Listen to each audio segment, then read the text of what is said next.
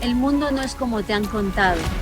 Hay historias que te calan hasta los huesos, y entonces tu vida cambia para siempre. Estoy aquí para mojarme de verdad. Estoy aquí para contarte lo que he descubierto en mis viajes y en mis investigaciones. Me llamo Lourdes Gómez y esto es lo que te contaría en una noche de lluvia.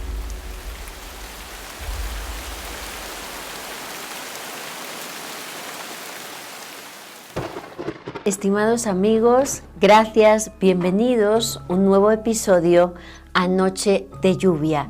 Gracias de corazón por acompañarme emisión tras emisión, por toda la interacción, los comentarios súper interesantes que me dejáis por aquí.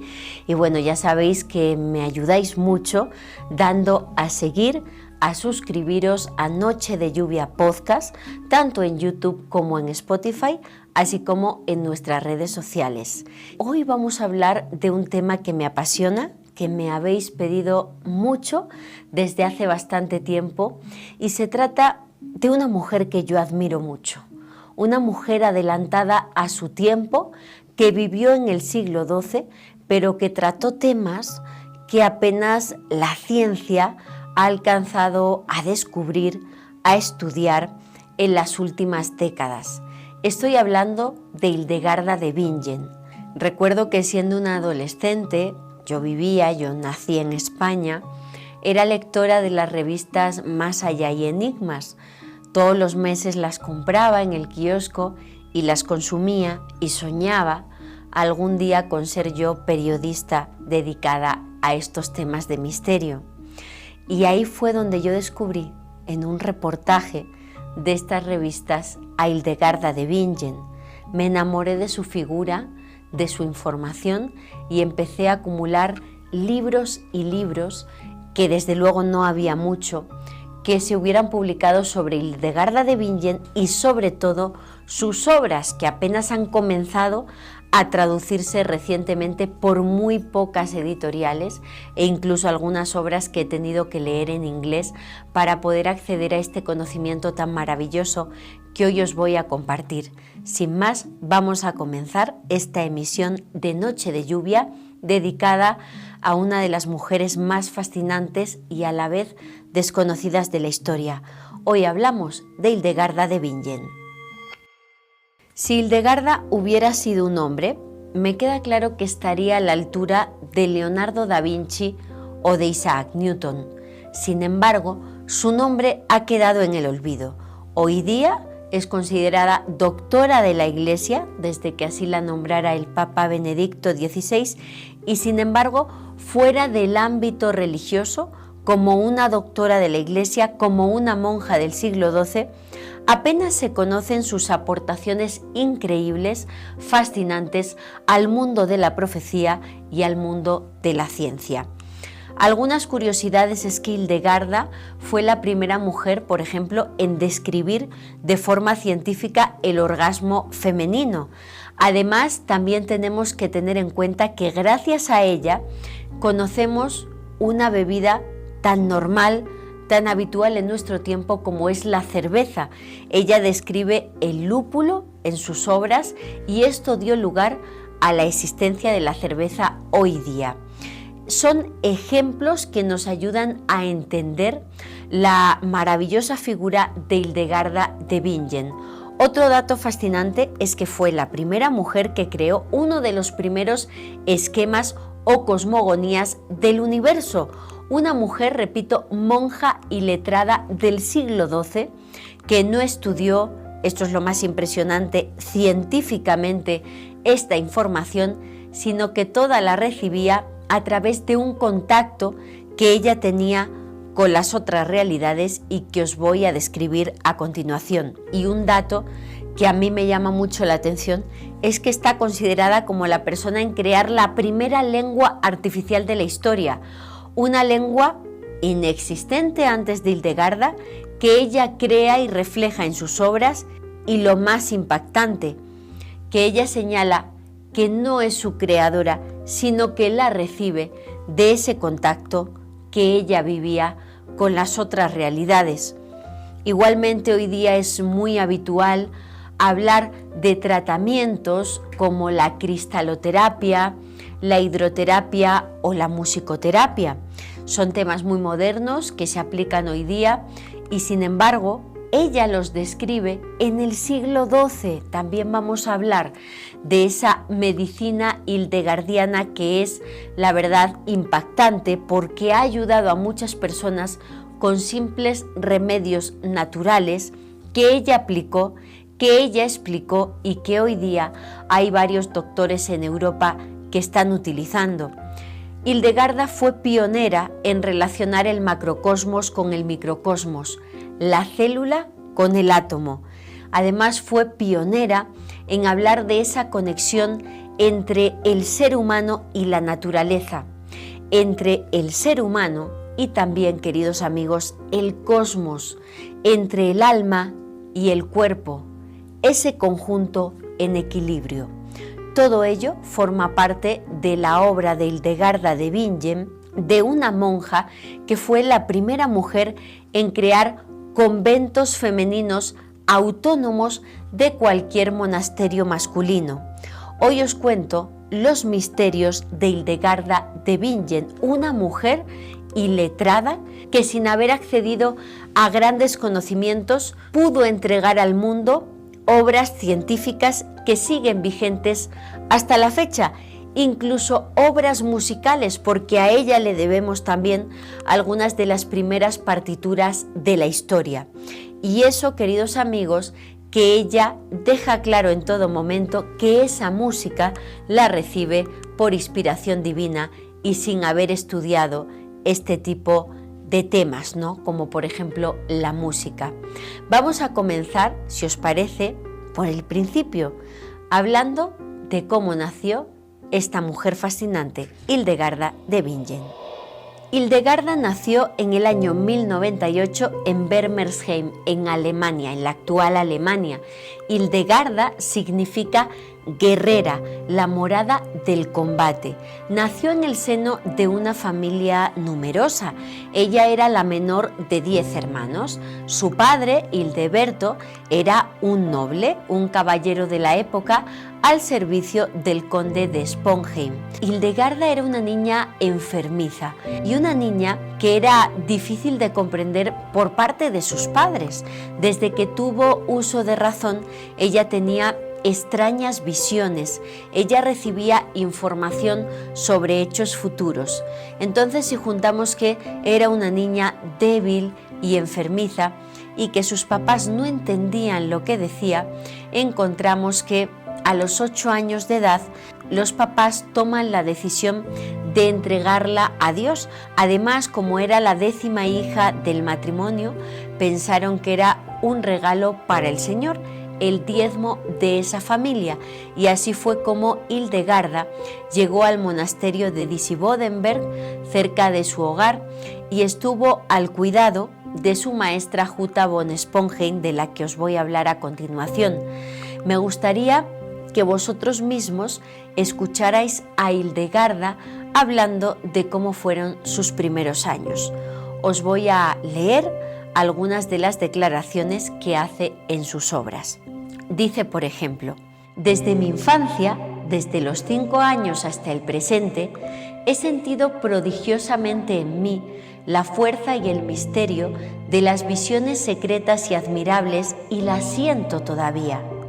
Esto lo dice en su obra Estibias.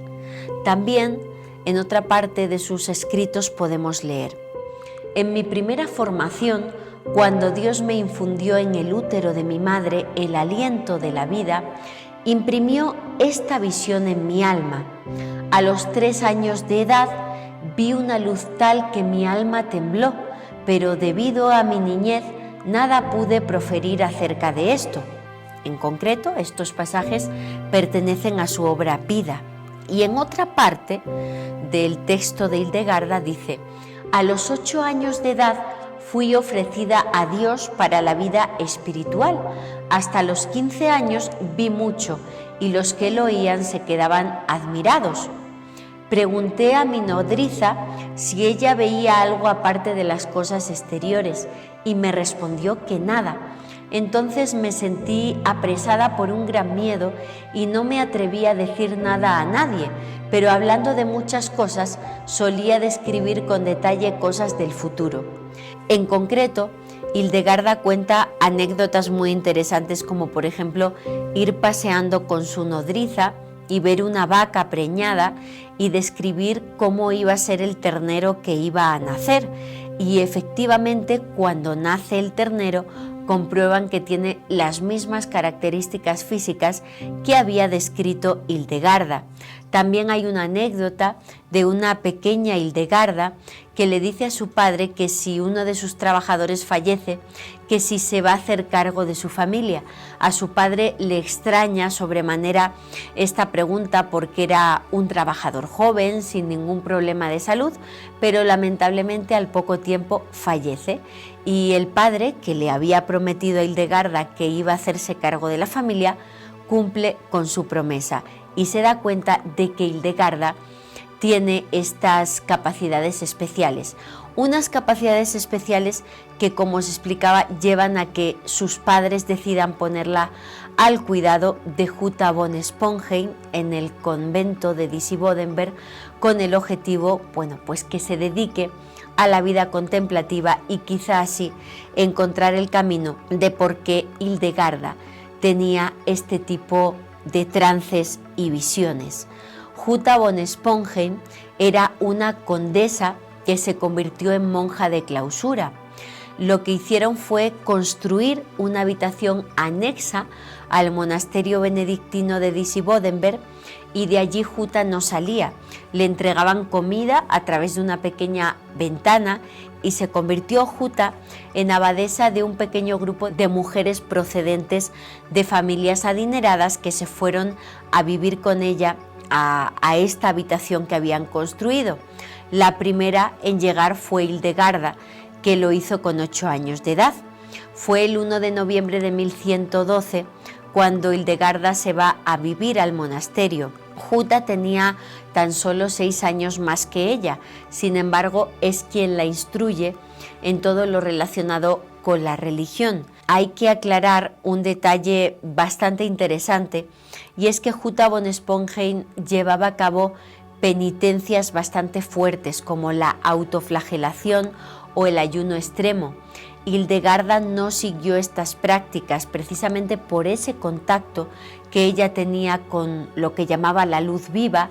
Como vamos a ver a continuación, ella no pensaba que estas prácticas fueran a llevarla, pues a nada bueno, y no seguía el ejemplo de su maestra. Al fallecer Jutta von Sponheim, años más tarde, las chicas que formaban parte de esta comunidad religiosa eligen a Hildegarda como abadesa de ese convento. Y pues hay que destacar que Jutta von Sponheim fue la primera persona a la que Hildegarda le habló de sus visiones y la primera persona que le ayudó a tratar de comprender lo que le ocurría. Porque si en nuestro tiempo es complicado hablar de una persona que tiene este tipo de experiencias y que la sociedad lo comprenda, imaginaos en el siglo XII.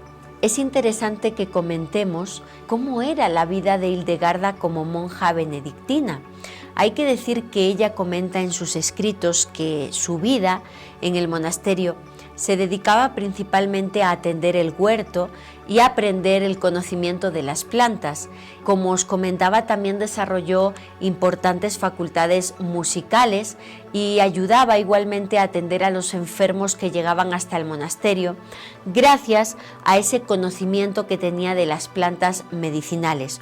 Un aprendizaje que llegaba a través de la observación, pero también a través de lo sobrenatural. Y es que su maestra Jutta von Sponheim le enseñó los rezos básicos y la lectura en latín, pero Hildegarda no sabía escribirlo. Ella asegura en sus escritos que era indocta, es decir, que no había estudiado, aunque muchos pensadores y detractores hoy día aseguran que tenía un gran conocimiento de obras teológicas, de obras filosóficas e incluso de tratados médicos. Esto no es cierto. Ella no tuvo acceso a ese material, inclusive tenía que servirse de la ayuda de dos personas, como os explicaré a continuación, para poner por escrito la información que recibía al contacto con la luz viva, precisamente porque no sabía escribir correctamente. Un detalle fascinante y bastante desconocido de Hildegarda es que ella fundó monasterios femeninos y de hecho fue la primera en hacerlo. Esto no se había hecho antes.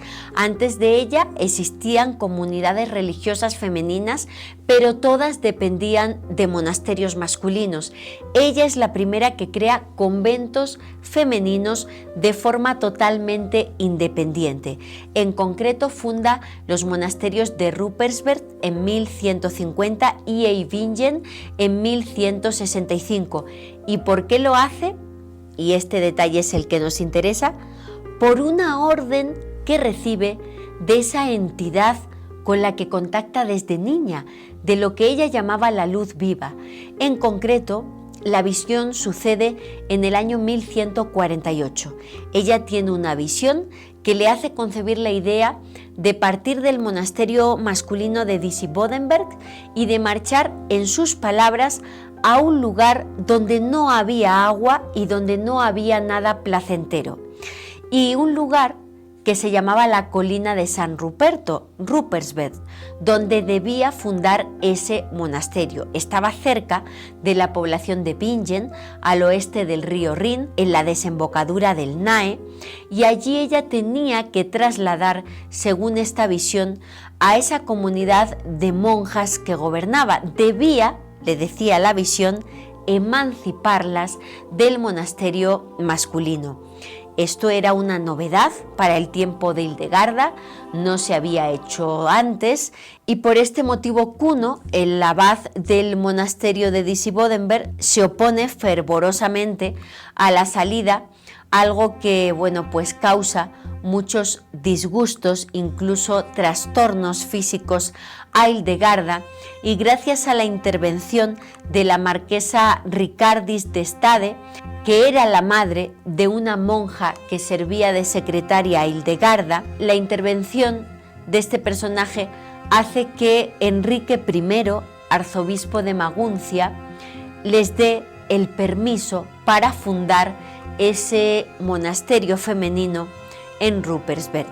Entonces, hacia 1150 consigue trasladarse con sus monjas a la colina de San Ruperto. Eran unas 20 monjas, tiene el permiso del conde que era propietario de ese terreno y se convierte en la primera abadesa de la historia independiente de un monasterio masculino.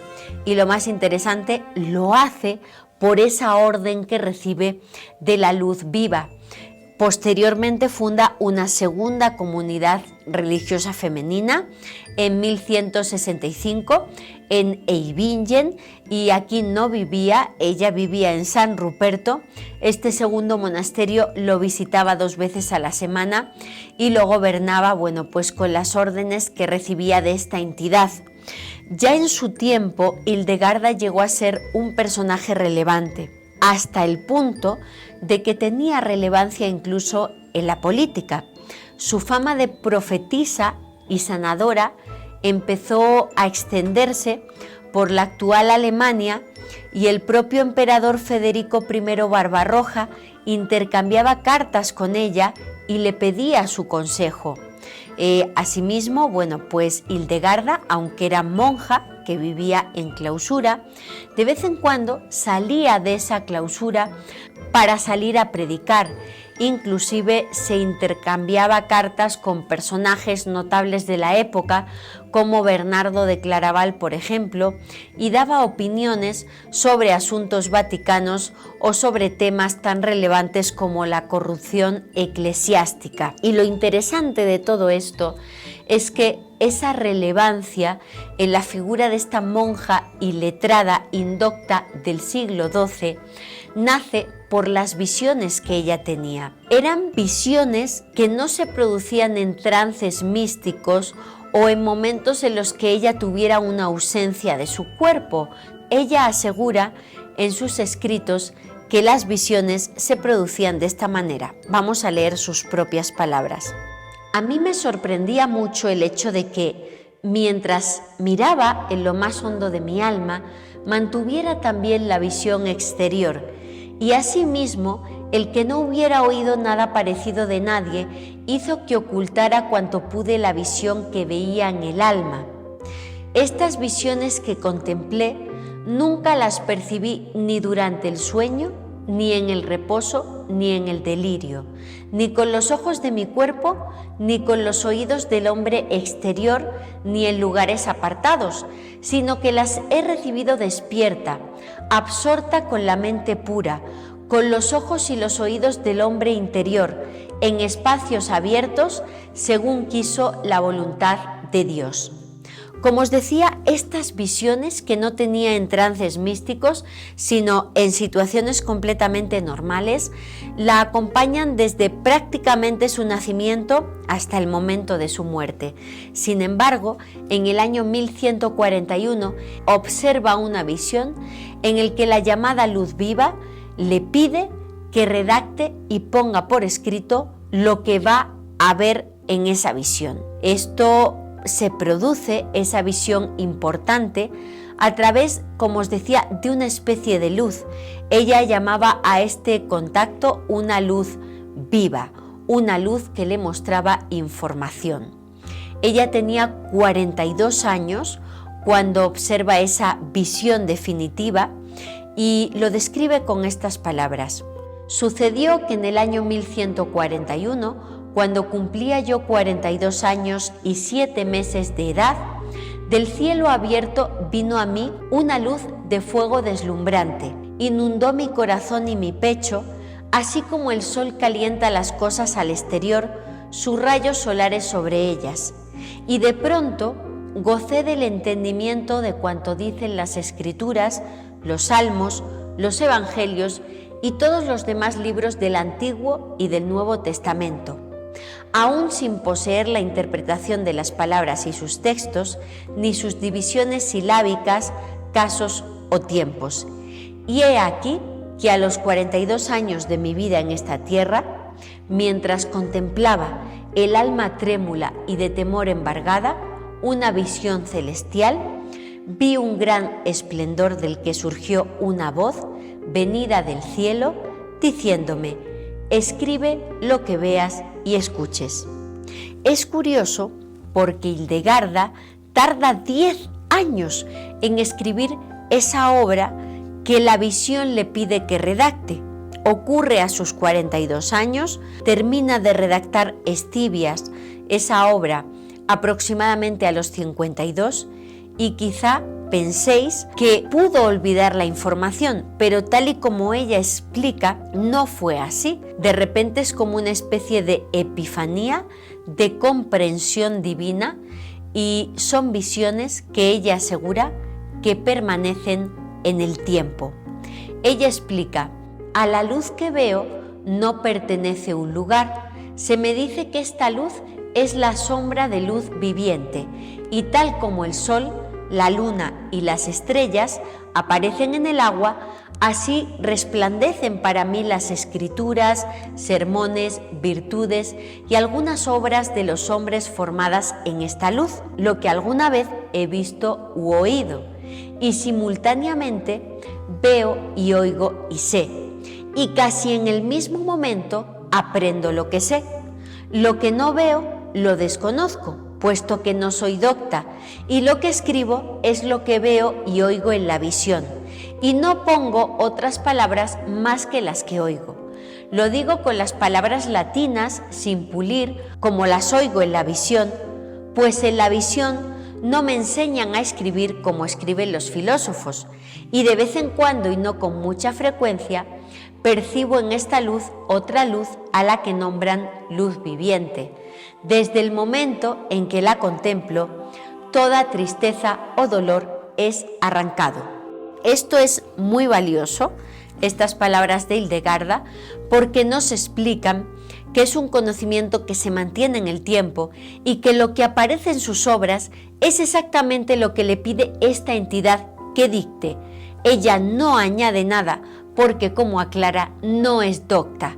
De ahí que sea muy relevante la información científica que Hildegarda aporta en sus obras y también la profética. Como veis, es una experiencia de contacto descrita con palabras religiosas porque estamos en el siglo XII, pero es lo que a la fecha cientos de personas de toda clase y condición están viviendo en todo el mundo a través de un contacto con las otras realidades. Y es un contacto que no siempre es positivo, porque fijaos que la propia Hildegarda aclara en sus obras que ella al principio, cuando con 42 años recibe por parte de esta voz la orden de que escriba, ella se siente inútil para hacerlo, cree que no tiene los conocimientos necesarios para hacerlo y no comienza a escribir de inmediato, y asegura que el negarse a cumplir con esta orden le provoca enfermedad, y lo describe con estas palabras: pero yo, aunque viese y escuchase estas maravillas, ya sea por la duda, la maledicencia o la diversidad de las palabras humanas, me resistí a escribir, no por pertinacia sino por humildad, hasta que el látigo de Dios me golpeó, derribándome sobre el lecho de la enfermedad. Entonces, en aquella visión, fui obligada por grandes dolores a manifestar claramente lo que viera y oyera. Y así fue como, forzada por tantas dolencias, con el testimonio de una joven noble y de buenas costumbres, y también de aquel religioso a quien, según digo más arriba, secretamente había buscado y encontrado, empecé por fin a escribir. Mientras lo hacía, sentí la inmensa hondura contenida en estos libros, y sanando de mi enfermedad, restablecida mi fuerza, trabajé en esta obra durante 10 años. Ella misma explica que cuando no escribía y no cumplía con la orden de salud viva, caía postrada en la cama muy enferma, y cuando empezaba a escribir, nuevamente su salud se restauraba y, por supuesto, escribía con ayuda del monje Volmar y de la hermana Ricardis, su secretaria, las dos personas más doctas que le ayudaban a escribir correctamente lo que esa entidad le ordenaba. Y quiero dejar algo muy claro, porque hasta ahora la figura de Hildegarda de Bingen se ha analizado desde un punto de vista religioso. Somos los primeros que la estamos interpretando a la luz del contacto con las otras realidades. Aunque Hildegarda en sus obras habla siempre de visiones, en sus cartas explica detalles fascinantes. He tenido la oportunidad de acceder a todas esas epístolas de Hildegarda y he encontrado datos de verdad que me llaman mucho la atención, que hablan de algo más que visiones. Ella lo explica con las palabras de una monja del siglo XII, pero las palabras que os voy a leer a continuación me hacen entender que más allá de las visiones, Hildegarda también vivía lo que modernamente consideramos como viajes astrales o experiencias fuera de su cuerpo o bilocaciones. Ella en concreto escribe una carta a un monje llamado Gilberto de Gembloux, una carta donde explica lo siguiente: desde mi infancia, cuando mis huesos y mis nervios y mis venas aún no estaban consolidados, siempre y hasta el tiempo presente, contando ya más de 70 años, he experimentado gozosamente en mi alma el don de esta visión. En ella, mi espíritu, por la voluntad de Dios, asciende hacia lo alto del firmamento y hacia diversas corrientes de aire, dilatándose a través de pueblos diferentes, aunque se encuentren en regiones lejanas y en lugares para mí remotos. Y porque veo estas cosas de esta manera, por eso también las percibo según el movimiento de las nubes y de otras criaturas. Pero yo no oigo estas cosas con los oídos del cuerpo, ni con los pensamientos de mi corazón, ni las percibo por la acción conjunta de mis 5 sentidos, sino solo en mi alma, con los ojos exteriores abiertos, de manera tal que jamás experimento en esto el desfallecimiento propio del éxtasis, sino que es en actitud vigilante que las veo de día y de noche. Como veis, esta monja iletrada del siglo XII describe en esta carta corrientes de aire, pueblos remotos, viajes no con el cuerpo sino con el alma. Esto no es una visión, esto es una bilocación o lo que llamamos en el campo de la parapsicología como viaje astral. Sin embargo, todavía queda mucho por hacer en el campo del estudio de las obras de Hildegarda.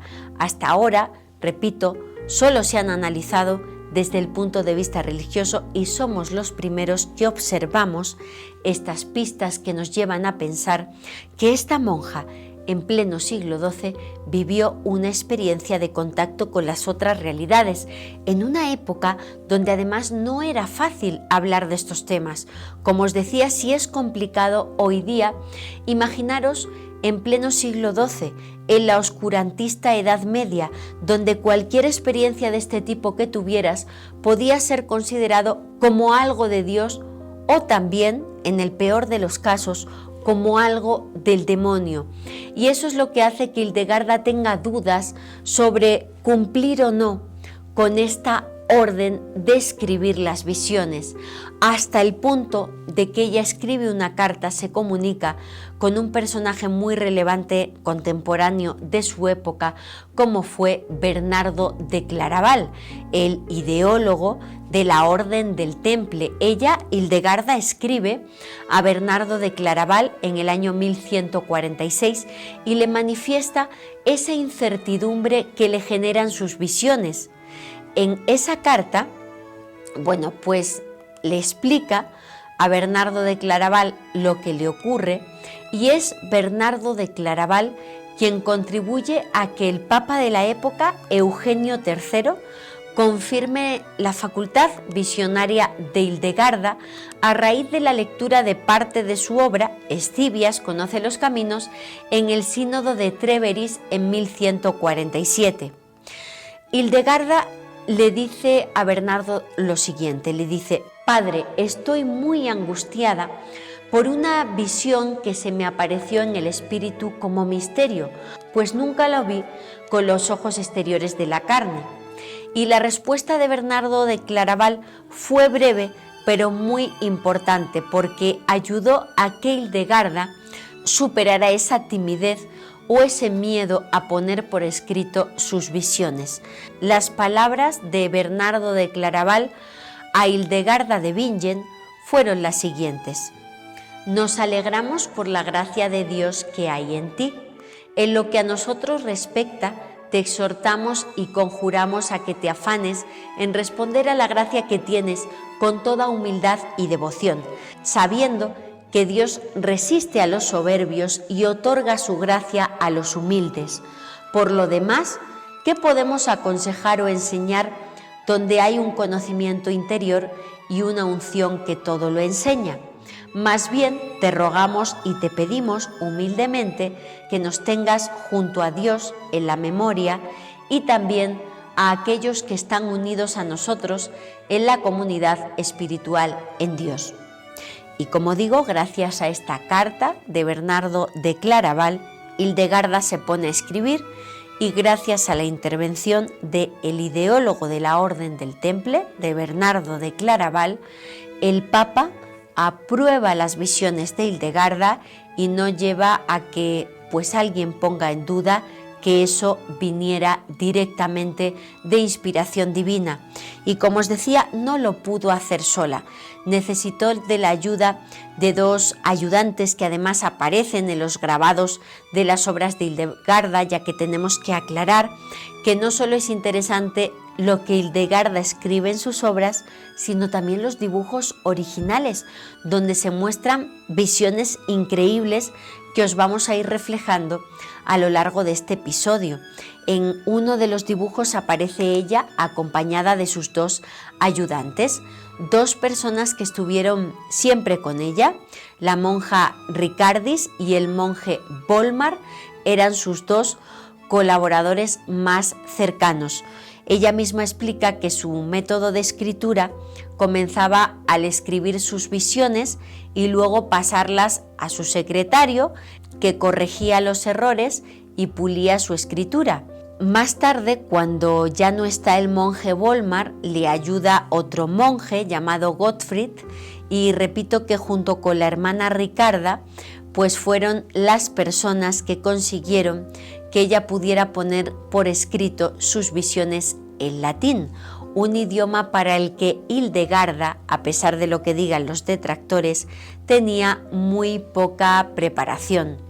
Esto es fascinante porque, repito, nos indica que todo ese conocimiento ella lo recibió de las otras realidades. Y vamos a entrar de lleno ahora, si os parece, con la parte más científica de Hildegarda de Bingen. Fijaos que la ciencia de nuestro tiempo apenas comienza a confirmar y a entender la grandiosidad de su obra. Os cuento una anécdota. A finales de la década de 1970, un submarino espía norteamericano que estaba patrullando el estrecho de Bering descubrió que en el suelo de la plataforma continental, frente a la desembocadura del Yukón, aparecía el lecho marino como rastrillado, como si hubiera sido marcado por dedos gigantescos. Esto no había sido observado hasta los años 70 y provocó que los científicos trataran de explicar qué era lo que provocaba aquellos grandes surcos en el lecho marino. Y ese enigma tuvo una respuesta cuando ese submarino fue testigo de algo, una visión increíble. Fueron los primeros seres humanos en ver cómo grandes ballenas en rutas hacia el Ártico bajaban hasta meter su morro en el limo del lecho marino y abrían su boca para ingerir todos esos ricos aluviones, elementos que encontraban en la zona del Yukón. Y ahí, bueno, pues había parte de su alimento preferido en el lecho marino. Y ellas creaban con su morro esos surcos. Así fue como se dieron cuenta, repito, en los años 70 del pasado siglo, que estos mamíferos de respiración pulmonar bajaban hasta los 40 metros de profundidad para escarbar los fondos marinos antes de regresar a la superficie. Esto era totalmente desconocido, este comportamiento, incluso los balleneros lo desconocían, y apareció publicado a mediados del pasado siglo en la prestigiosa revista estadounidense Científico Americano. Pero ¿sabéis qué es lo más impactante? Que esto ya aparece en la obra de nuestra protagonista, de esta monja alemana del siglo XII llamada Hildegarda de Bingen, una humilde monja que nunca vio el mar, que siempre vivió tierra adentro, a orillas del río Rin, y que sin embargo en su obra física ya describe esto a mediados del siglo XII, y lo describe con las siguientes palabras: día y noche las ballenas buscan alimento en la superficie, pero también en el fondo del mar. Cuando la ballena ha tragado mucho, apenas puede moverse, entonces se levanta un poco y emite espuma por la boca, escupiendo fuera lo que ha comido, y de esta manera se alivia. Repito, son palabras de la obra física de Hildegarda, que estuvo oculta durante muchísimos años y que describe que las ballenas descienden hasta el lecho marino. Todas estas anécdotas, como las que acabamos de describir, que sean conocidas y sobre todo que las conozcamos en español, las debemos a un investigador que se llamaba José María Sánchez de Toca. Es un militar español que recibió la orden a nivel geopolítico de estudiar las profecías medievales alemanas a fin de encontrar datos interesantes, repito, a nivel de geopolítica en la actualidad. y José María Sánchez de Toca descubre la obra de Hildegarda de Bingen, se enamora de esta información y gracias a él, sobre todo a este militar, le debemos que se hayan publicado las obras de Hildegarda en español. Y esta anécdota de las ballenas es una de las muchas que a él le llamaron la atención cuando empieza a investigar a Hildegarda de Bingen, una anécdota que aparece en su obra física que estuvo oculta durante muchos siglos. De hecho, fue en el siglo XIX cuando empieza a circular por escrito. Y bueno, pues sobre todo debemos que la obra científica de Hildegarda haya salido a la luz a un doctor que en la segunda mitad del siglo XX, un doctor austriaco, un médico llamado Gottfried Herska, aplicara la medicina hildegardiana con sus pacientes. Esta es otra historia fascinante, y es que el doctor Gottfried Herska de joven había leído sobre Hildegarda y tiene una situación complicada a final de la Segunda Guerra Mundial. Gottfried Herska ejercía la medicina en esta zona de Austria, en esta zona de Europa, donde después de la Segunda Guerra Mundial había una carestía total de alimentos y de medicamentos, y él no sabía cómo ayudar a sus pacientes. Es en ese momento de desesperación que recuerda los sencillos remedios de esa monja del siglo XII que él había estudiado en su juventud y decide aplicarlos después, en la posguerra, después de la Guerra Mundial, para ver si así puede ayudar a sus pacientes, porque no tiene medicamentos a la mano. Y se da cuenta que con esos sencillos remedios que describe Hildegarda de Bingen en obras como Física, tiene una gran eficacia con sus pacientes, y así es como empieza a resurgir en las últimas décadas el interés por la obra médica y científica de Hildegarda de Bingen, y es a partir de esta experiencia de Gottfried Herska que nace la llamada medicina hildegardiana y que se empieza a traducir su obra física a muchos idiomas a finales del siglo XX. Como os decía, tal y como explica José María Sánchez de Toca, uno de los mayores expertos en la figura de Hildegarda y quien tradujo por primera vez al español obras fascinantes de esta monja como El libro de las piedras que curan, muchos historiadores citan a Hildegarda, pero no la han leído, no saben quién es y creen que esta información científica de Hildegarda se debe al saber popular de su tiempo. Y sin embargo, esto no es así. Es una información que Hildegarda deja claro en todo momento que no viene de ella, sino de esa luz viva con la que se comunica desde su más tierna infancia. Santa Hildegarda habla de la enfermedad como una llamada a la conciencia para poder cambiar debilidades en fuerza.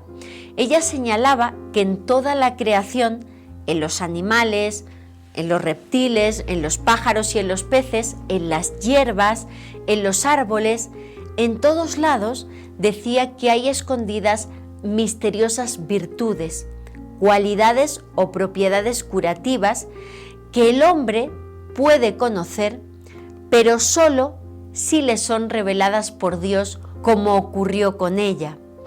Y es interesante, y esto es uno de los puntos más fascinantes de la ciencia de Hildegarda, ella describe cosas que no se conocían en su tiempo y que apenas el ser humano comienza a conocer a partir del siglo XX. Por ejemplo, las bacterias, los gérmenes, todas esas criaturas microscópicas que solo podemos ver a través del microscopio.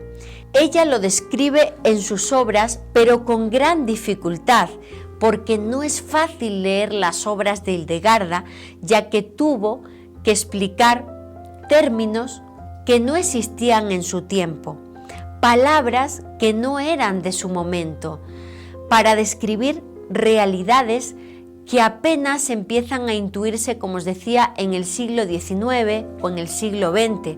Por ejemplo, en latín no hay palabras para describir los microorganismos, las bacterias, los virus o los microbios. Por eso Hildegarda utiliza una escala decreciente a base de acumular diminutivos. Por ejemplo, habla de gusano como vermis, de gusanitos como vermiculi o de gusanitos chiquitísimos, minutissimi vermiculi, para referirse a estas bacterias invisibles al ojo humano que no eran conocidas por la ciencia de su tiempo, pero que esa luz viva le instruía a ellas sobre esta información. También incluso habla Hildegarda de temas tan modernos como la excitación del material fotovoltaico, la función clorofílica de las plantas, la radiación solar, las llamaradas solares, todo este tipo de cuestiones tan en boga para la ciencia de nuestro tiempo, pero totalmente desconocidas en el siglo XII, que Hildegarda tuvo que tratar de explicar con un léxico muy rudimentario, porque ella no sabía escribir en latín y además no era conocimiento de su tiempo. Y esto lo sé porque hay una frase muy fuerte, muy poderosa, que la luz viva le dice a Hildegarda y que ella escribe en su obra. Y si me tuviera que quedar con una frase misteriosa de toda la obra de Hildegarda, sería con la que os voy a leer a continuación. Dice: eso que te ha sido mostrado desde arriba no puede ser traducido por ti al latín, porque no tienes las palabras adecuadas para expresarte. Por lo tanto, quien sea que tenga el manuscrito deberá celosamente mejorarlo con el lenguaje popular. Esto es una frase de esa luz viviente a Hildegarda, que aparece en el libro Vida de Hildegarda, en el libro segundo, en el capítulo primero. Entonces, queridos amigos, tenemos una ciencia adelantada a su tiempo, una monja iletrada del siglo XII que creó todo un compendio de medicina, de profecías y de información adelantada a su tiempo por orden de esta entidad con la que contactaba, una medicina que ha servido a doctores como Gottfried Herska para tratar correctamente a sus pacientes y que a la fecha, repito, prácticamente nadie conoce. Hasta ahora, Hildegarda de Bingen es conocida como doctora de la Iglesia porque escribió cosas místicas, pero nadie, salvo este puñado de doctores y de investigadores, han hablado de la increíble profecía en la obra de Hildegarda y de cómo se adelantó a su tiempo. Repito, queridos amigos, somos los primeros en analizar a esta mujer fascinante desde el punto de vista de las otras realidades. Hace varios meses organicé 2 cursos que impartimos tanto en la Ciudad de México como de forma presencial y en línea por parte de la empresa Volívolo, con el objetivo de dar a conocer la medicina hildegardiana, qué consejos nos da Hildegarda para poder cuidar de nuestra salud con esa información que ella recibía desde las otras realidades. Tendría que dedicar no un episodio, sino varios episodios tan solo a hablar de la parte de medicina. No puedo hacerlo aquí, no tengo el espacio suficiente para hacerlo, pero sí os voy a dar algunas de las principales pinceladas de la medicina hildegardiana. Ella aseguraba que la base para que uno esté bien, al menos lo que le había comunicado esa luz viva, era mantener un equilibrio entre la mente y el cuerpo. Ella sienta las bases para una medicina global y holística, como una ciencia que no solamente se compromete a reparar los daños de las enfermedades físicas, sino que se trata de lograr la salud de la persona en todo su conjunto, tanto en la parte física como emocional y espiritual. Hay que decir que a la fecha hay doctores como, por ejemplo, el doctor Strilo en Alemania, que es quien se dedica a traducir esa medicina hildegardiana a nuestro tiempo, y él asegura que todo lo que dice Hildegarda sobre la salud está en consonancia con las más modernas investigaciones que establecen que la alimentación y el estilo de vida influye en un 80% o incluso más sobre el estado de nuestra salud. Entonces, Hildegarda consideraba que la salud comienza por lo que uno consume. Ella creía que una alimentación balanceada, pero sobre todo sencilla, austera y moderada, nos puede dar salud. Hildegarda decía que los alimentos en sí mismos son medios curativos y que hay que observar y entender los medios curativos de la naturaleza para estar bien. Uno de los principales remedios curativos de Hildegarda se trata de las especias, de las hierbas medicinales, incluso de los minerales y de las piedras preciosas a través de la cristaloterapia. Ella consideraba que todos estos elementos de la naturaleza nos podían aportar salud. Esto hoy día de la cristaloterapia o del uso de las plantas medicinales parece muy moderno y parece muy fácilmente entendible por todos, pero repito, ella lo dejó por escrito en el siglo XII, donde no era habitual que se hablara de este tipo de temas. Y también habla, como os decía, de una alimentación austera, moderada, a fin de no acumular en el cuerpo toxinas y cuestiones que no necesitemos. Por eso decía que es importantísimo también para mantener la salud el tema de desintoxicar nuestro cuerpo a través de ayunos y de otras prácticas que, bueno, pues me tendría que extender mucho para comentarlas, pero si queréis, en un futuro, bueno, puedo hacer un capítulo dedicado solo a la nutrición y la medicina hildegardiana. Pero uno de los puntos importantes es ayunar y no comer en exceso, precisamente ayunar para eliminar, depurar nuestro cuerpo de todo aquello que se ha acumulado y que no necesitamos. Y otra cosa importantísima que nos dicen todos los doctores de nuestra época, pero que en el siglo II no era habitual, es que Hildegarda asegura en sus obras que hay que regenerar el organismo a través de horarios establecidos para trabajar y descansar, que tiene que haber un balance entre realizar alguna actividad física, laboral y descansar. Es el equilibrio, lo que se conoce popularmente como el ora et labora, reza y trabaja. Es importante la meditación y descansar la mente a través de actividades como la música, la meditación o la oración, para que no solo tengamos una salud física, sino también mental. Hildegarda decía que no solo hay que desintoxicar el cuerpo, sino también el espíritu y el alma, como digo, a través de la meditación, la oración y la música.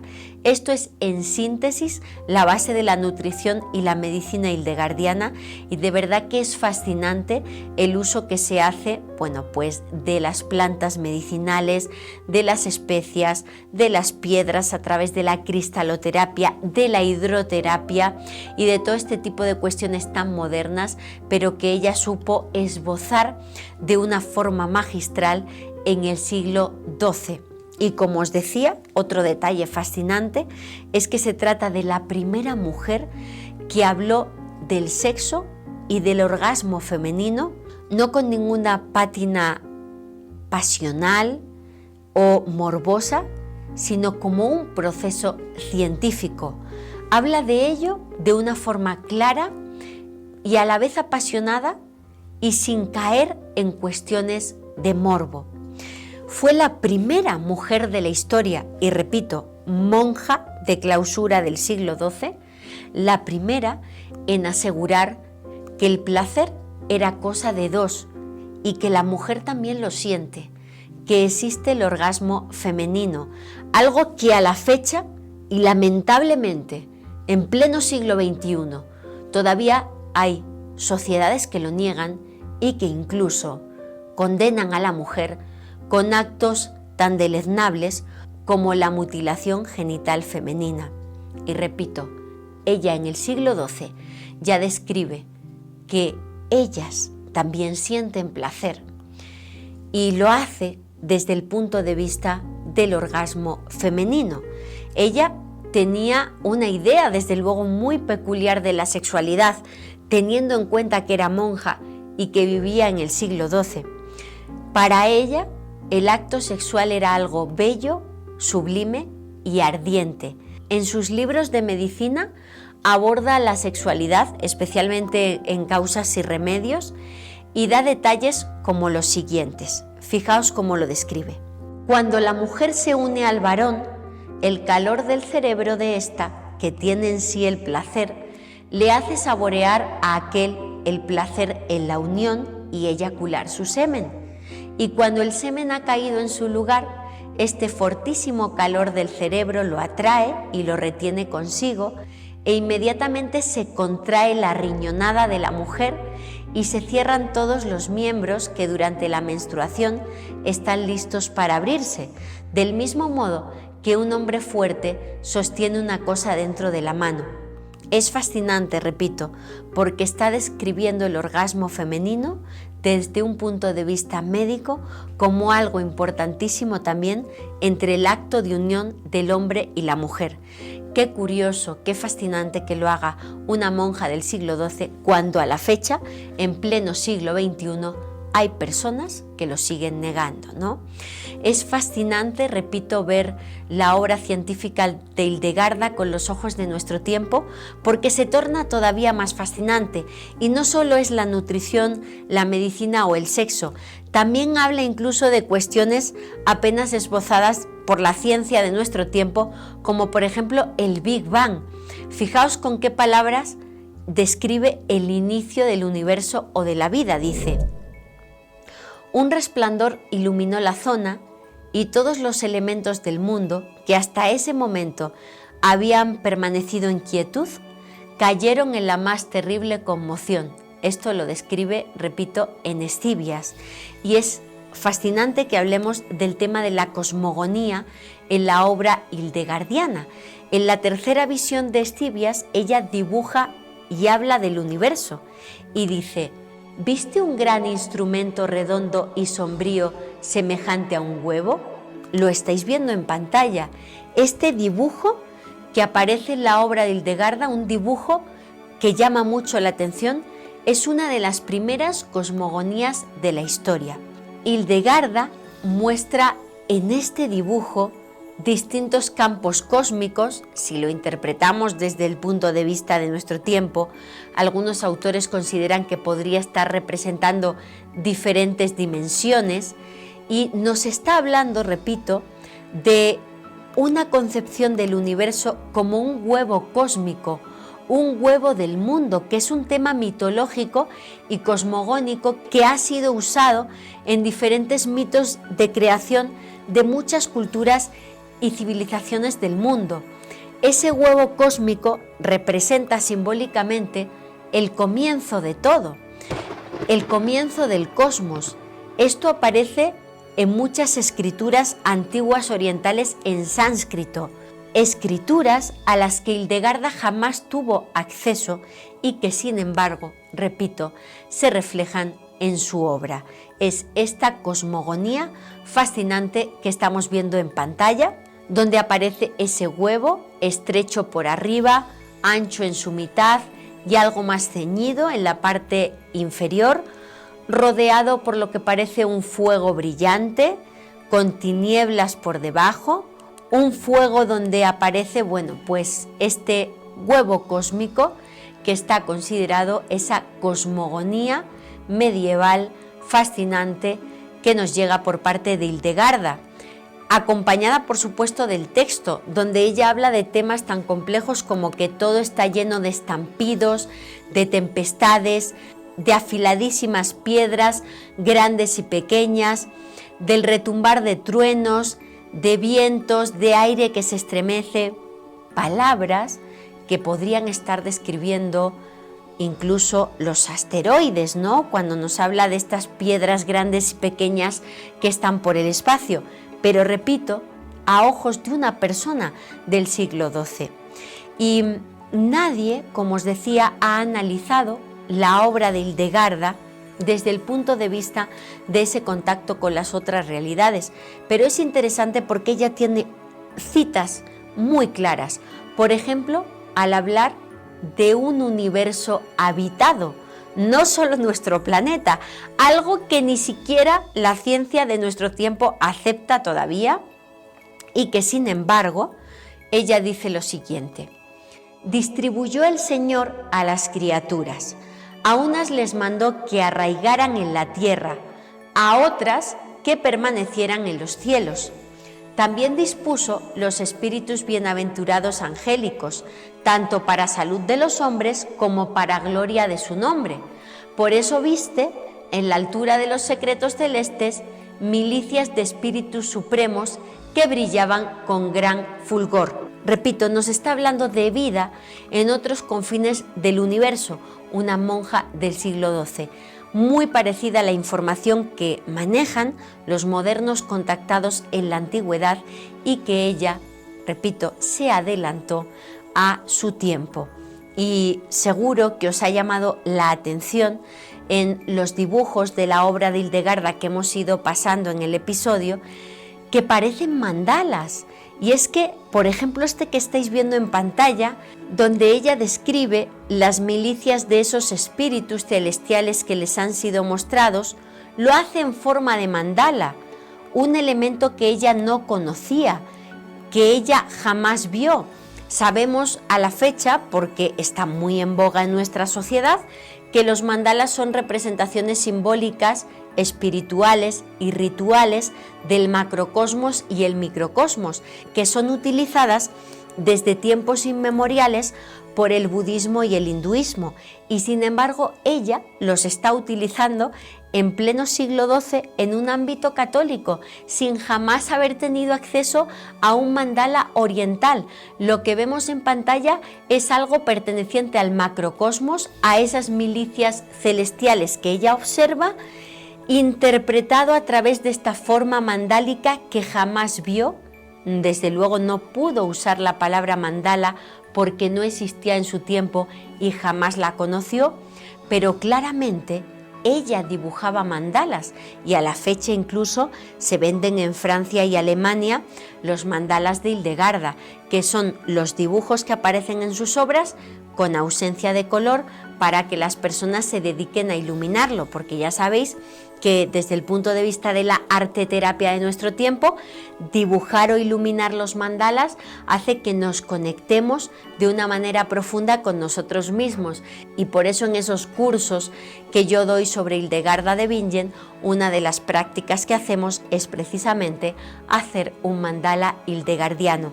Y os muestro aquí que es fascinante una ampliación de uno de los mandalas hildegardianos que me llamó mucho la atención y que cada vez que uno ve la obra de Hildegarda descubre algo nuevo. Yo no había percibido esto que os voy a mostrar a continuación. Lo percibió en uno de mis cursos una de mis alumnas, Hilda García, quien se acercó a mí y me dijo si me daba cuenta de lo que ahí había. Y descubrimos que eso que estáis viendo parecen los chakras. En la filosofía oriental, budista, hinduista, tenemos que los chakras son esas diferentes partes que tendríamos en nuestro cuerpo que si están en desequilibrio nos afectan, ¿no? Y ella lo refleja en sus mandalas sin saber lo que está reflejando. Es un tema fascinante y seguro que quizá vosotros habréis descubierto cosas nuevas al observar estos dibujos y ojalá que me lo dejéis por aquí en algún comentario. Y avanzando, queridos amigos, con este conocimiento de Hildegarda, os tengo que hablar también brevemente de esa cristaloterapia hildegardiana. Ella, en su obra El libro de las piedras que curan, describe 25 piedras preciosas y semipreciosas que asegura que tienen valor a nivel medicinal. Estamos hablando de piedras como por ejemplo la esmeralda, el diamante o diferentes tipos de cuarzo. Hildegarda describe en ese tratado suyo pues cómo nos pueden ayudar si hacemos por ejemplo agua hervida con esas piedras y nos la tomamos o la aplicamos sobre la piel o la colocamos esa piedra debajo de la lengua o las colocamos durante unos minutos cerca del corazón o sobre los ojos si es que tenemos dificultades para ver o algún tipo de enfermedad en los ojos. En esa obra describe el uso de cada piedra y es fascinante porque en los cursos que he dado sobre cristaloterapia hildegardiana he tenido la posibilidad de observar incluso mejoras en los alumnos al uso o al contacto con esas piedras sanadoras de Hildegarda. Repito que si os apetece, pues existe la posibilidad de que hagamos algún episodio monográfico próximamente sobre este tema o algún curso sobre esta cuestión. Y todo lo que describe Hildegarda en su obra apenas comienza a intuirse en el siglo XX. Por ejemplo, en la segunda mitad del pasado siglo se descubrió que el paso reiterado de un haz de luz a través de un rubí termina por filtrar una luz de frecuencia única, absolutamente monocroma, con propiedades muy distintas a la luz solar, y desde entonces se utiliza en diversos tipos de láser para aplicaciones pues tanto en máquinas como sobre el cuerpo humano. Entonces estamos hablando de que Hildegarda, a través de esa cristaloterapia, nos describe que el rubí, si lo ponemos al contacto con el sol, nos puede ayudar, y repito, que filtra la luz de una forma diferente, y esto apenas comienza a vislumbrarlo la ciencia de nuestro tiempo. Es un libro fascinante que se llama El libro de las piedras que curan, de Hildegarda de Bingen, y lo podemos analizar en profundidad próximamente. Vayamos ahora con el último bloque, y no por ello menos importante, del que os quiero hablar en este episodio, y se trata de la parte profética de Hildegarda, de cómo ella describe el fin de los tiempos. Tenemos que esto aparece sobre todo en dos obras teológicas de Hildegarda que se ocupan tanto de la historia de la humanidad como de su relación con el universo, y también de la creación y de la historia de la Iglesia desde sus inicios hasta el fin del mundo. La primera de esas obras, que es importante a nivel profético, es Estibias, Conoce los Caminos, que es la obra que le ordena con 42 años esa luz viva que ponga por escrito. Y esa segunda obra profética que nos interesa es el libro de las obras divinas, donde, bueno, pues ella habla de esa relación entre el ser humano y el universo, y ahí también tiene parte de información sobre cómo a ella le describen el fin del mundo. Tenemos que hablar igualmente del libro de los merecimientos, que es una obra muy curiosa porque Hildegarda nos habla de determinados vicios que tiene la humanidad y cuál es su contraparte o su opuesto desde el punto de vista divino. Es interesante porque describe vicios de la humanidad y al otro lado nos pone pues cómo debería ser el comportamiento humano. Es como si nos estuviera escribiendo el yin y el yang, un concepto nuevamente súper oriental que Hildegarda nunca tuvo acceso a este tipo de información porque era iletrada, y que sin embargo acertadamente describe en estas obras, ¿no? Que desde el punto de vista de la filosofía oriental es el considerar que en el universo pues siempre hay dos partes, y que el equilibrio es el equilibrio de esas dos partes, ¿no? Entonces en el libro aparece también el equilibrio por parte de Hildegarda entre esos vicios humanos y cómo en realidad deberíamos ser. Os cito algunos. Dice, por ejemplo, Hildegarda: la apatía versus la victoria, la ira versus la paciencia, la gula versus la abstinencia, la amargura versus la generosidad. Y así, bueno, pues nos va describiendo muchos vicios que tiene la humanidad y que ella, bueno, pues también los habla desde el punto de vista profético, porque precisamente todos esos vicios de la humanidad son, desde el punto de vista de Hildegarda, lo que llevan a la destrucción del ser humano y al inicio del fin de los tiempos. Bien, vamos a ver, queridos amigos, cómo describe Hildegarda el fin del mundo. Es muy curioso porque lo describe como una noche sin estrellas, un concepto súper moderno desde el punto de vista de las profecías actuales. En el caso, por ejemplo, de las profecías desde el punto de vista mariano, nos hablan de esos 3 días de oscuridad, o desde el punto de vista de los modernos contactados o de muchas personas que refieren que están soñando, que están paseando por los lugares donde viven y que de repente las estrellas desaparecen del cielo. A mí me llama muchísimo la atención cuando las personas me cuentan este tipo de sueños, porque inmediatamente lo relaciono con Hildegarda, y es que ella habla del fin como una noche donde no hay estrellas. En concreto, ella asegura que el último día, cuando se complete el número de los elegidos, también la Iglesia estará completa. Entonces, ese día sobrevendrá el cataclismo del fin del mundo, y yo, el Señor, purificaré los 4 elementos y lo mortal de la carne humana. Antes de eso, según ella, llegará el Anticristo, pero será derrocado. No habrá noche ni estrellas. Pero al instante de ese apartar su mirada, todas ellas se extinguieron, convertidas en la negrura del carbón.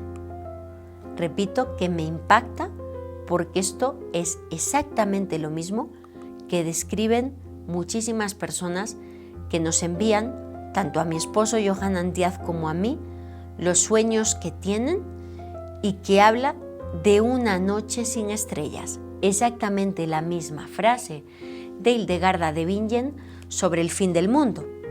Otro detalle que no podemos dejar de reseñar cuando hablamos de Hildegarda y el fin del mundo es que ella aclara que no hay que investigar la fecha. Ya sabéis que es muy habitual en el mundo de la profecía que nos hablen de la investigación de las fechas en las que van a ocurrir estos procesos, pero Hildegarda expresa claramente que el creyente no debe investigar el intervalo entre su tiempo y el juicio final, y lo dice con estas palabras: no es la sazón ni el momento de que sepáis qué ocurrirá entonces. Solo lo sabe el Padre, que también tiene esto bajo su potestad. Sobre el transcurso de los tiempos del mundo, nada más sabrás, oh hombre.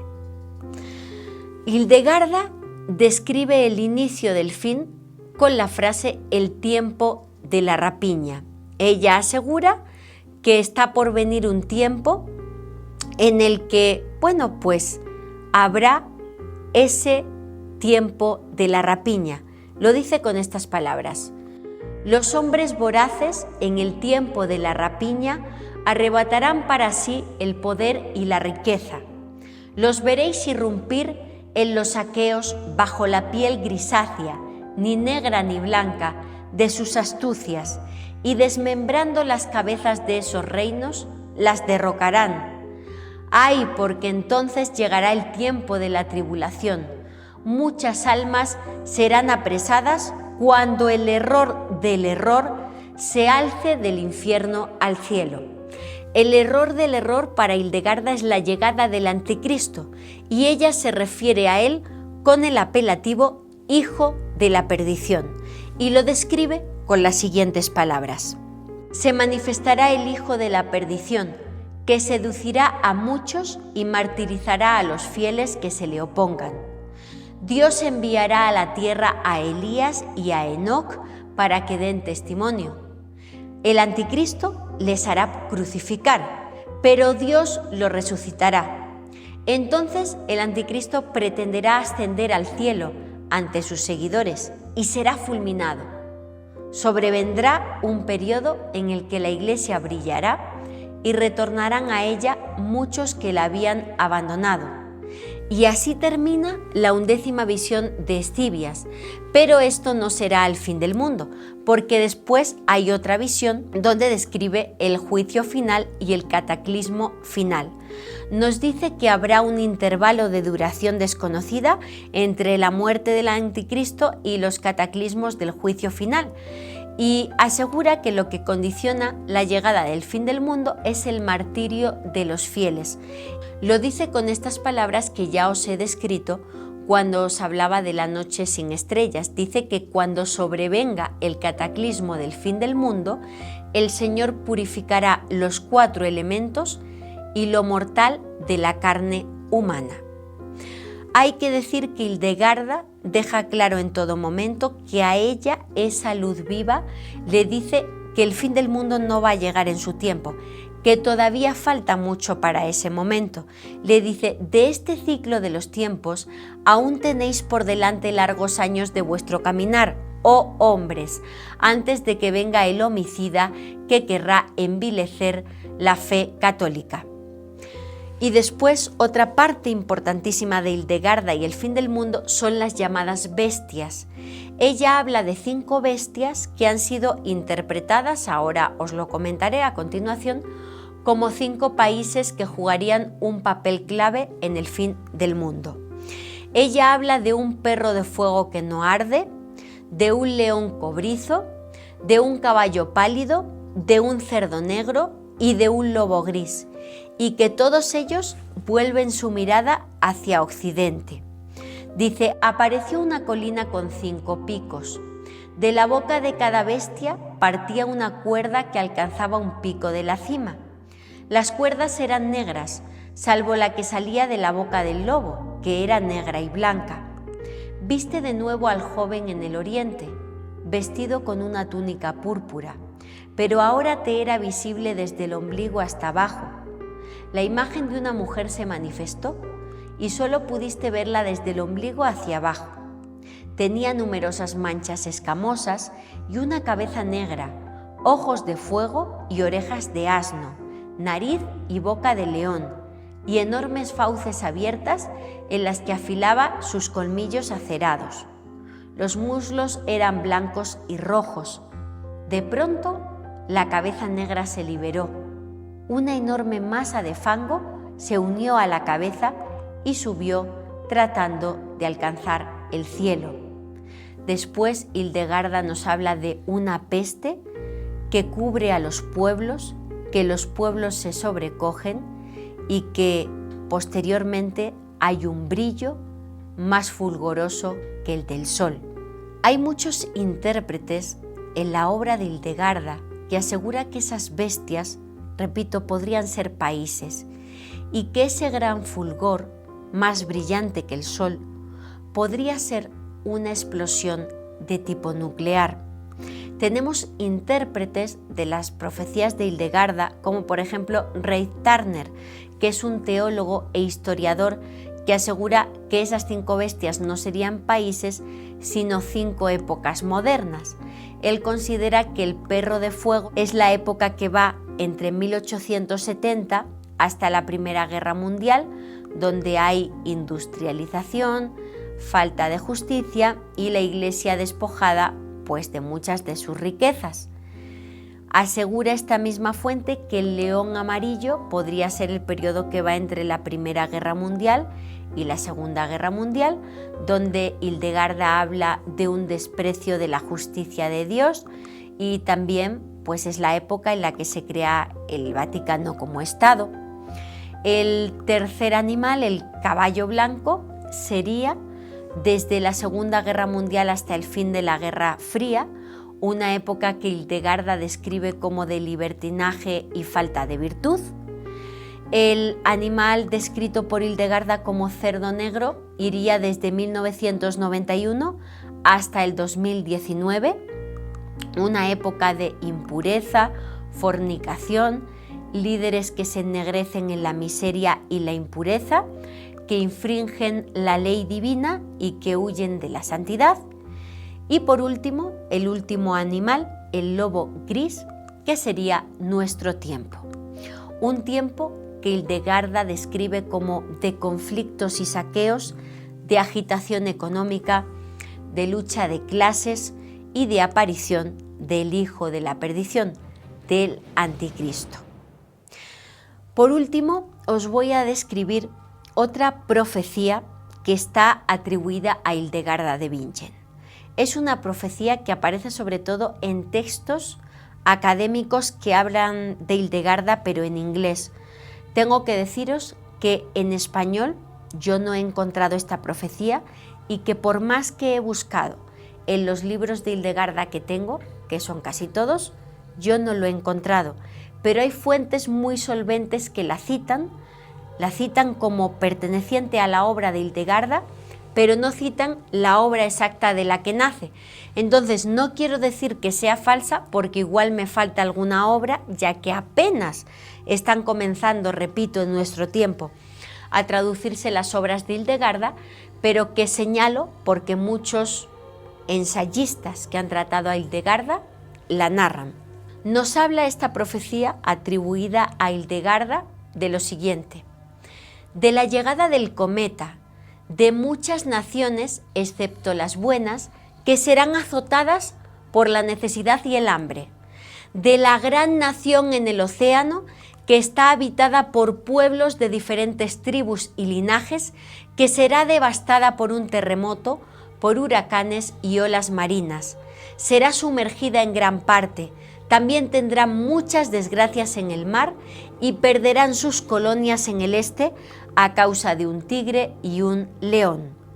Un cometa, con su inmensa presión, hará salir mucho del océano, que inundará muchos países y ocasionará mucha necesidad y plagas. Después del gran cometa, la gran nación en el océano será devastada por terremotos, huracanes y muchas olas de agua que causarán gran necesidad y plagas. El océano también hundirá muchos otros países, de modo que las ciudades costeras vivirán en terror, pues muchas serán destruidas por las olas y casi todas las criaturas vivientes serán muertas. Incluso las que escapen morirán de horribles enfermedades, porque nadie de esas ciudades vive según las leyes de Dios. La paz regresará a Europa cuando la flor blanca tome de nuevo posesión del trono de Francia. Repito que esto es una profecía que varios ensayistas atribuyen a Hildegarda y que aseguran estas personas que estaría refiriéndose esa gran nación en el océano o bien a Estados Unidos o bien a Australia. No lo sabemos, habla de la llegada de un cometa, de terremotos, de subida del nivel de agua y bueno, pues es una profecía más sobre el fin que nos hablan de Hildegarda de Bingen. Para hablar de este análisis de Hildegarda de Bingen desde el punto de vista de las otras realidades, comentaremos que, bueno, pues ella escribió en total, queridos amigos, la friolera cifra de 26 visiones en su obra Escivias conoce los caminos, que es la que recibe la orden de que tiene que dictar y si no, sufrir grandes dolores, que en su libro de los méritos de la vida describe 35 vicios del alma humana y las penas que les corresponden en la otra vida a esos vicios. Por cierto, aquí una de las primeras descripciones de la historia del purgatorio del que hablamos hace un par de capítulos, que en su libro de las obras divinas nos describe 10 visiones sobre la cosmología del universo y sobre su relación con los humanos, relacionando la célula con el átomo, el macrocosmos con el microcosmos. Que ella es la autora de la lengua ignota, la primera lengua artificial de la historia. Es un glosario de 109 palabras con su significado, de un alfabeto desconocido que la ciencia considera el primero creado por un ser humano en la historia, pero que ella deja muy claro que no nace de ella, sino de esa luz con la que contactaba. O su obra física dividida en 9 libros sobre las propiedades curativas de plantas, árboles, piedras y animales, o su reconocidísima obra Causas y Remedios, donde describe el origen de las enfermedades y su tratamiento con remedios sencillos.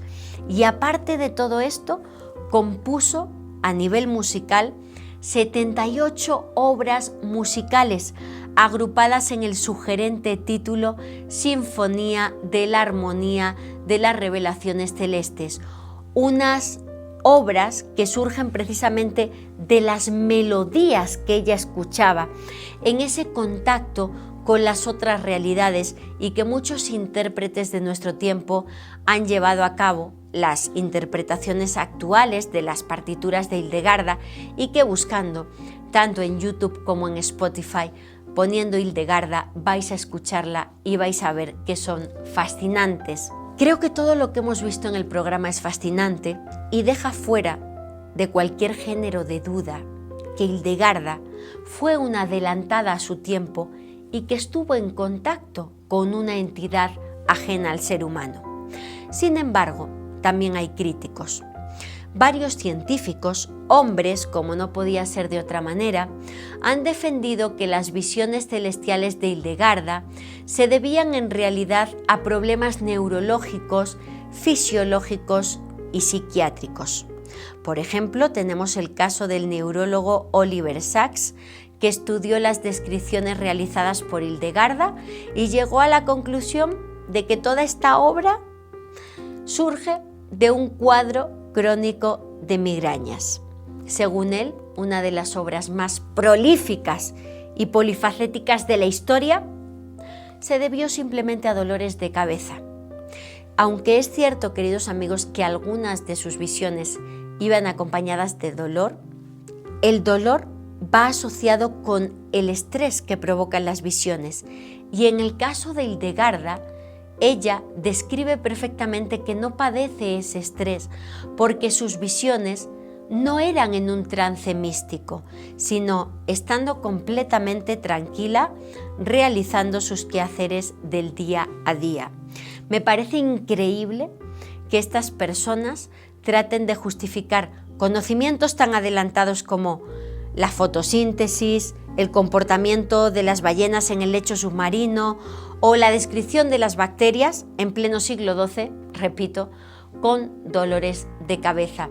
Es algo irrisorio. Por último, quiero destacar la parte musical de Hildegarda. Es curioso porque ella queda perfectamente claro en sus obras que la música era un vehículo de contacto con Dios, que ella compone esos cantos y melodías en alabanza a Dios y a los santos, y que todo eso no se lo enseñan los hombres, sino que viene de ese contacto que ella tenía. Ella otorga a la música una función activa en la historia de la humanidad, afirmando que cantar es una práctica mediadora por la que el ser humano hace presente a la divinidad y al mismo tiempo renueva pues ese pacto o esa unión con Dios. Ella dice que el alma es sinfónica y que el canto para el ser humano es un eco de la armonía celeste. Por eso Hildegarda consideraba que la música es capaz de lograr una transformación de la persona, tanto a nivel personal como colectivo, ya que entiende que la práctica musical es una forma de cohesión social. Hay algunas estudiosas de Hildegarda de Bingen que aseguran, fijaos qué curioso, que es muy posible que esa luz viva le ordene a Hildegarda fundar esos 2 monasterios independientes femeninos para precisamente en la privacidad de las 4 paredes de su monasterio poder llevar a cabo estos rituales musicales, poder tocar esa música que ella escuchaba en sus visiones para generar un contacto con la divinidad. Es fascinante, igual que el detalle, repito, de la lengua ignota, que ella, pues deja claro que no viene de sí misma, sino de esa luz que se lo ordena, que se lo enseña. Por lo tanto, estaríamos hablando, con todas las letras, de un lenguaje extraterrestre, ajeno al ser humano. Unas palabras que además Hildegarda no dejó por escritas para el común conocimiento de todos, que solo aplicó en sus obras musicales porque ella decía que las palabras tienen poder y que esas palabras especiales de la lengua ignota ayudaban a ese contacto con la divinidad. Algunas de esas palabras, una de las que más tengo presentes es Aigons, que significa Dios en esa lengua de Hildegarda, Diuelis, que significa diablo, Suens, que significa santo, Aiegans, que significa ángel, o Ispariz, que significa espíritu. Es, repito, una lista de cientos de palabras que la ciencia a la fecha considera como la primera lengua artificial de la historia. Una lengua que apareció escrita, perdida en algunos manuscritos de Hildegarda y que ha sido interpretada también por los expertos como un intento por parte de esta santa de rescatar la pureza primigenia del idioma original, el poder del verbo. Ella decía, repito, que las palabras tienen mucha fuerza y que hay que tener mucho cuidado con lo que se dice. La lengua ignota era un lenguaje secreto, solamente apto para iniciados. Ella nunca alentó a que otros conocieran la lengua ignota y es un detalle súper desconocido de la obra de Hildegarda. Es, como digo, una lengua que ella utilizaba en la privacidad del monasterio de San Ruperto a través de esas obras musicales para generar ese vehículo de comunicación directa con Dios.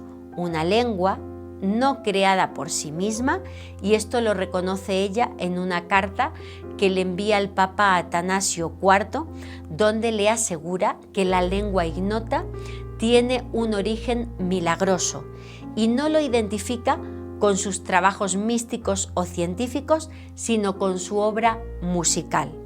También con la parte de las plantas, porque muchas de las palabras de la lengua ignota son palabras relacionadas con plantas medicinales. Entonces es muy posible que la lengua ignota tenga esa relación directa entre la música y las plantas y que no solo sea un vehículo de contacto con Dios, sino también incluso de sanación, hablando ahora de algo tan moderno como la llamada musicoterapia, queridos amigos. Entonces estamos hablando de una monja del siglo XII con una historia fascinante y prácticamente desconocida en nuestro tiempo.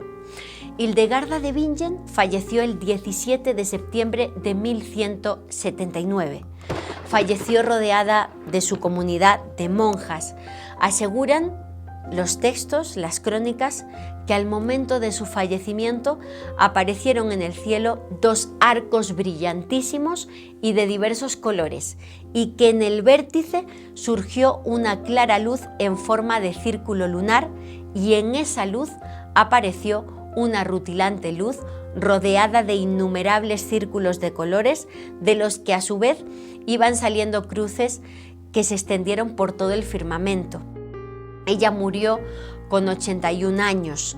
Gregorio IX abrió el proceso de canonización de Hildegarda en el año 1227, pero nunca se concluyó. Fue reabierto por Inocencio IV en 1244, tampoco se concluyó y sin embargo, pues debido a su difusión en el martirologio romano, pues poco a poco se fue haciendo célebre, se extrajeron sus reliquias de su sepulcro e incluso comenzaron en el ámbito católico, sobre todo en Alemania, a venerarse sus escritos.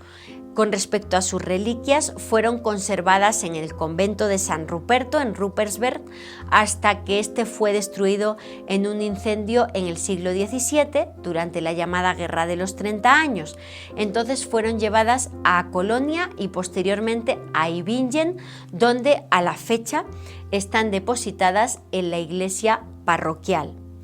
Hay que añadir otro dato, que es que en 1940 se aprueba oficialmente su celebración por parte de las iglesias locales alemanas y que con motivo del 800 aniversario de su muerte, Juan Pablo II habló de ella como profetisa y santa. Sin embargo, a quien debemos que Hildegarda haya sido recordada nuevamente en el ámbito católico, pues es a otro papa de origen alemán, a Benedicto XVI, quien en el año 2006 se refirió a Hildegarda como santa y como una de las mujeres más importantes de la cristiandad.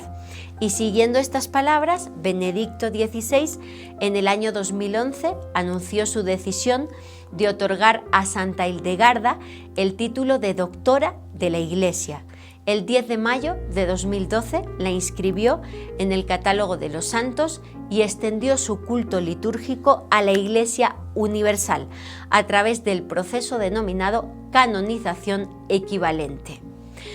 Hildegarda es un personaje fascinante. Matthew Fox, exdirector del Instituto de Cultura y Creación en Espiritualidad de California, dijo una frase sobre ella con la que me siento muy identificada. Dijo: si Hildegarda hubiera sido un hombre, hubiera sido reconocida como una de las artistas e intelectuales más grandes que el mundo haya visto. Su Operatione Dei es una cosmología que reúne religión, ciencia y arte, y los lectores de Hildegarda descubrirán una simbiosis asombrosa con la física contemporánea de estas visiones de hace 800 años. Me emociona, y fijaos que estoy ahora emocionada hasta el punto de casi la lágrima, porque fue una mujer que en el siglo XII se atrevió a ser una adelantada a su tiempo, a hablar de temas que incluso están prohibidos para muchas mujeres de mi tiempo, como por ejemplo el orgasmo femenino. Y quiero terminar este episodio sobre una de las mujeres que más admiro y admiraré durante toda mi vida con una frase que esa luz viva le dice a Hildegarda, y es la siguiente: en ti siembro mi luz, anuncia, grita, escribe los misterios que ves y oyes en estas visiones. El aliento de la mística ha labrado tu interior, y aunque el varón te humille, habla de esta obra de fuego que se te manifiesta en revelación verdadera. Es una frase de Escibias en la primera visión y me llama mucho la atención porque le dice: el varón de tu tiempo te humilla a la mujer, pero sigue adelante. Y eso nos sigue pasando, lamentablemente, a muchas mujeres de nuestro tiempo. Así que adelante y siempre adelante. Gracias, Hildegarda, por ser ejemplo, por todo lo que me has enseñado y por todo lo que todavía tienes que aportar a la humanidad. Espero, queridos amigos, que os haya gustado este repaso por una monja prácticamente desconocida en nuestro tiempo, conocida a nivel religioso como doctora de la Iglesia, pero jamás estudiada a la luz de las otras realidades como hemos hecho en este capítulo. Prometo, si os gusta, nuevos episodios sobre temas más concretos de esta santa y espero, repito, que os haya emocionado tanto como me emociona a mí. Recordad, dejad like, manita arriba, comentario, son acciones que no cuestan nada y que a nosotros nos ayudan muchísimo, nos ayudan a poder seguir adelante con este trabajo, porque recordad que estoy aquí para mojarme de verdad, estoy aquí para contaros lo que he descubierto en mis viajes y en mis investigaciones. Me llamo Lourdes Gómez y esto es lo que os contaría, lo que te contaría en una noche de lluvia. Hasta la próxima.